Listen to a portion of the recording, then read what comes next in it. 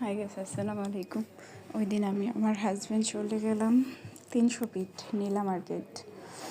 তারপর 300 ফিট চলে গেলাম বিকালের দিকে, গিয়ে দেখি বেশি একটা মানুষ নাই। ঘুরা গাইরা চলে গেলাম নীলা মার্কেটে। পুরা পর্যটন এলাকা, যেটা কক্সবাজারের মতন সব কিছু এখানে পাওয়া যায়। কসমেটিক্স, খাবার, বিভিন্ন ধরনের সি ফুড আইটেম অনেকগুলোই পাওয়া যায়। তারপর হাজব্যান্ডের ভিডিও টিডিও করে দিলাম, নিজেও ভিডিও টিডিও করলাম। তখন কোনো মানুষ ছিল না, আর সামনে আরও 2টা আছে, আর 3 নাম্বারটা খুব পপুলার। ওইখানে গিয়ে মানুষে ভিডিও টিডিও টিকটকাররা টিকটক ভিডিও বানা, কন্টেন্ট ক্রিয়েটাররা কন্টেন্ট বানা, ব্লগার বানাই আর কি, সামনে যায়। তারপর আমরা নীলা মার্কেট গেলাম। নীলা মার্কেট যায় হাঁসের মাংস দিয়া ছিটা রুটি, তারপর নরমাল রুটি, আর চাপটির অবশ্যই লাস্টে আসছে, এই কারণে আর ভিডিও করা হয় নাই।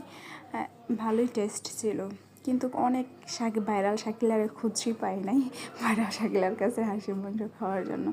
তারপরে এখান থেকে খাওয়া দাওয়া শেষ করে, ঘোরাঘুরি শেষ করে রাতে আসলাম।